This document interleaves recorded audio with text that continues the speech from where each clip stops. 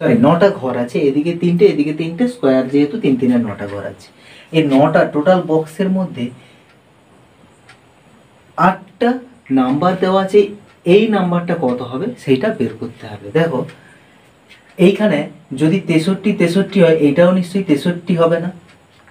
Option আছে কিন্তু বিভিন্ন নাম্বারের উপর ভ্যারি তো হবে অবশ্যই। দেখো 23, এই 23-এর সঙ্গে যদি 2 গুণ করি তাহলে কত আসছে, 23 2 46। আর 34কে যদি 2 দিয়ে ভাগ করি তাহলে কত আসবে না 17। 46 আর 17 যোগফল কত, 4 1 5 6 63। ঠিক আছে, এইটা দেখো, এইটা কি আছে, এইটা হলো, এইটা দেখো 27 গুণিতক 2, 27 গুণিতক 2 কত হবে, 7 2 14, 54, 18 ভাজিত 2 9, 54 9 কত হবে, 9 4 13 63।